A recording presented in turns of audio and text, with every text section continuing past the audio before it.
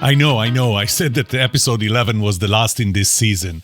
But this episode is going to be different. It's also going to be pretty short. And the reason I'm recording this, I was going to record really just a short message reminding you that there is no 12th episode, but as it turns out, there is. But then I read somebody posted, a friend of mine posted on Facebook. He asked, what do you do for your end of year planning? How do you plan for the following year? And it kind of made me think, and I replied, and I thought that I'll share that reply. I'll even elaborate on this reply with you. Why do we do end of year planning? Well, we do it, first of all, because it is kind of downtime, sometime between mid-December, which is just about now, and the end of the year, New Year's. Not a lot of people do business. There are a lot of companies where you have to take your days off because you use it or you lose it.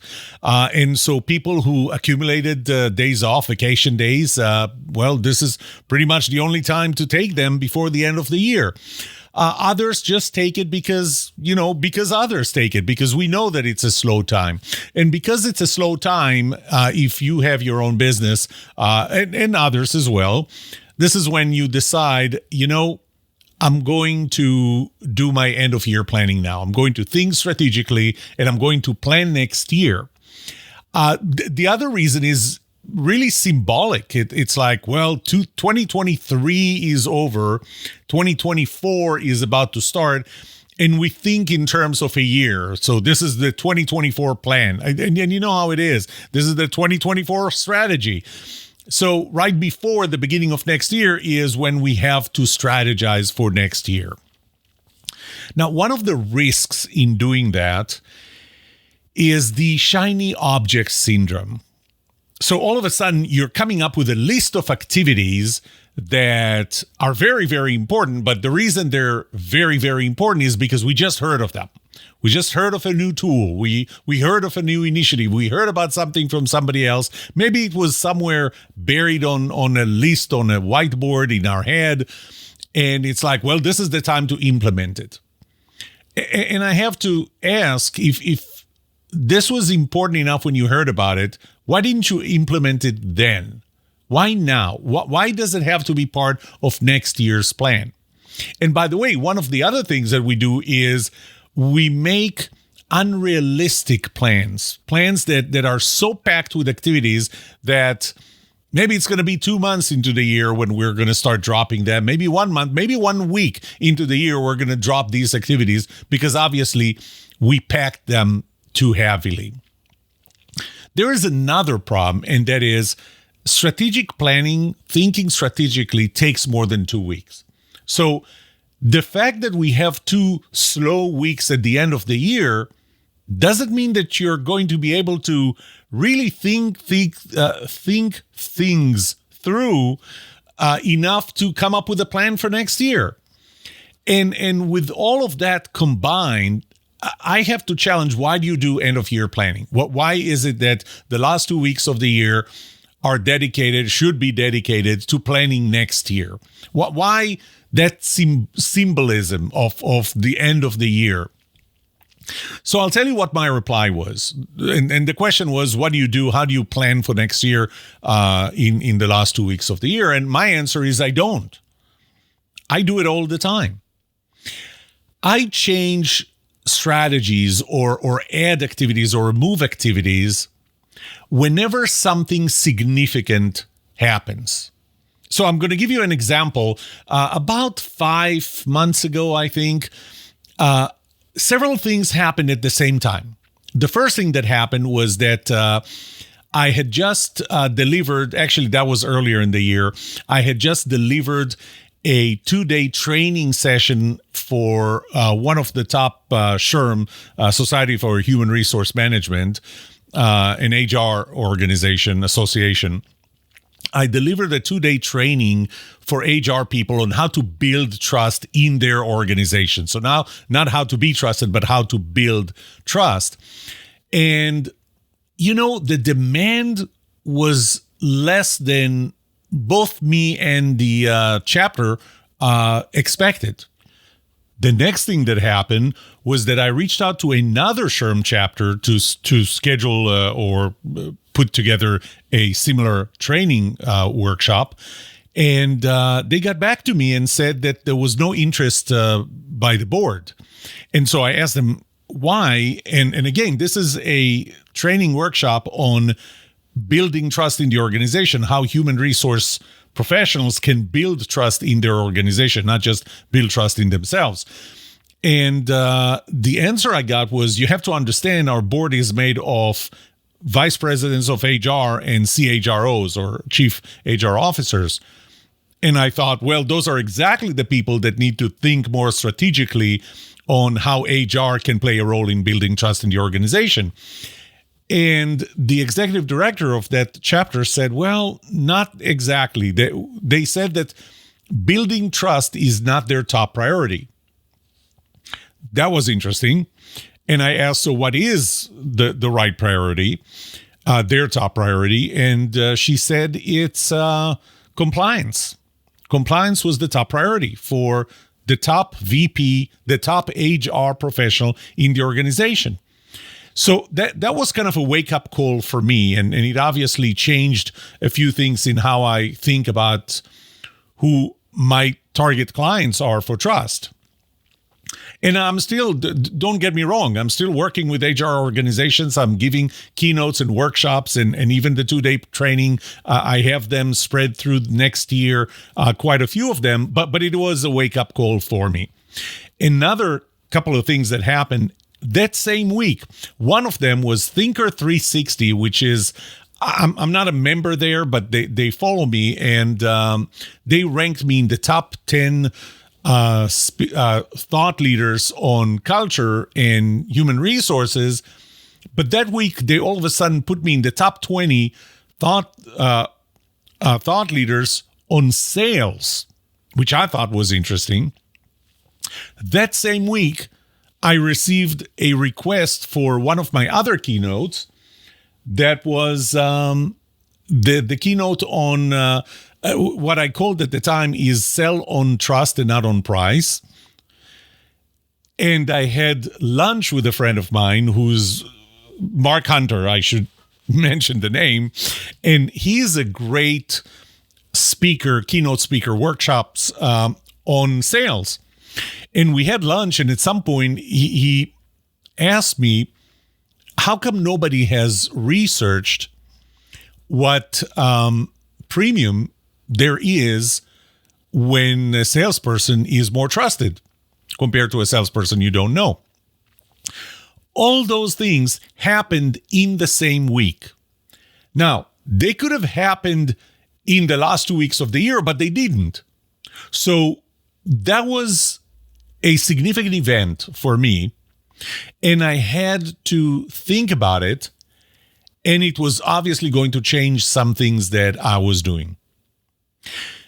But I didn't wait until the last 2 weeks of the year, because that's when you do planning for next year. So I keep evaluating and analyzing my business all the time. Now, I don't do that every day. I mean, there's so much that you can spend on analyzing and evaluating your business and making significant changes. I don't do that every day, but I don't wait until the last day or the last 2 weeks of the year. And also, I needed to think about this more. And it took me a month or two of thinking about this until I decided to launch a major research project and do a lot of things that would really change my strategic direction or add, I should say, a venue for my business. But it wasn't the last week or the last 2 weeks of the year. It was when it happened. I would add one more thing, and that's making decisions what to do are actually easy. Here, I'll take one more initiative. The problem is deciding what not to do, because sometimes one of the things that you do is decide to stop something. And the question has to be, was it too soon? Was it too early? Did I wait enough time for whatever initiative I was on to really reach its potential, you have to ask yourself, is it still strategically compatible with different activities that I take? So, one example is that I was going to write a book. One of the thoughts I had in my head was actually to even work on this book, make a significant dent in writing this book in the last 2 weeks of the year. So spend that time and write a lot. When I decided that, this specific book is not strategically compatible with the main work that I'm doing right now, specifically the new part of the Trust Premium work. And I just decided not to do the book, not to write the book. But as far as the activities that I'm doing right now, so take, for example, the podcast, this podcast itself, it took time. It took time for the podcast to reach the prominence that it has. It takes time for the blog to reach the prominence that it has, my LinkedIn profile, my LinkedIn followers that keep growing all the time. But that means that I need to continue and invest in those things, spend time, spend money, energy, put energy into this, and continue to do things until I really have strong evidence that I tried enough and it's not successful. So the one thing that I would also urge you to not do is stop things, major things, too prematurely because you didn't get the immediate response that you thought you're going to get, and maybe that somebody convinced you that you're going to get. So the way I look at the last 2 weeks of the year is that it is downtime. Most people will not engage, cannot engage, and there is an opportunity here. There is some time for me to do things that I never got to. And so I'm using it for two things. One is, yes, there are a few activities I never got time to. There are a few videos that I want to record, and this would be perfect time to do it. But the other thing that I want to do, I have to do, is to actually take some time off. Spend time with the family. Charge my batteries. That's really important to launch for a new year. When the first few months of the year, for me, they're already starting to get pretty packed with events that I'm committed to and other activities. And I need that downtime for myself. And I'm going to guess that you need that downtime for yourself. So yes, there are a few initiatives, a few things that I'm going to do in these last 2 weeks, but they're not going to take a lot of time. So maybe it's going to take an hour or two a day. Maybe it's going to take one full day, and then I'm going to have more free time. But I really want to spend some of the time as time off, spend it with the family, charge my own batteries, get ready for 2024, but not necessarily to do the planning. Because once there is no magical number in this date, there is no magic in this day, the end of the year. I do this throughout the year when something significant happens. It will take more than 2 weeks. It typically takes more than 2 weeks to think about a new initiative, and so I'm not going to force it now. But I really do need the time off and some time to do some of the activities that I never get to throughout the year. Anyway, I know I said this, there was not going to be a 12th episode, so I'm not really considering this the episode 12, even though I'm not even sure I'm going to list this as episode 12. This is it for today. Have a great end of the year. Happy holidays. The first episode of Season 12 will air on January 2nd. May trust be with you. This was The Trust Show.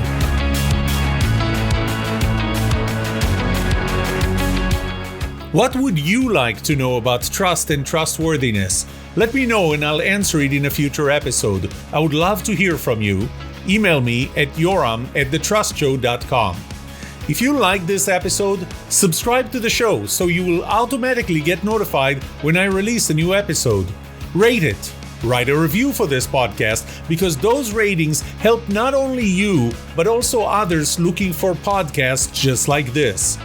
If you're looking for more resources to learn about how to build trust, be trusted, or know who to trust, look up my workshops, online courses, books, or go to my website, trusthabits.com. And remember that the answer to these two questions will have the biggest impact on your personal and professional success or failure. Can I trust you? And can you trust me? Thank you for listening or watching The Trust Show.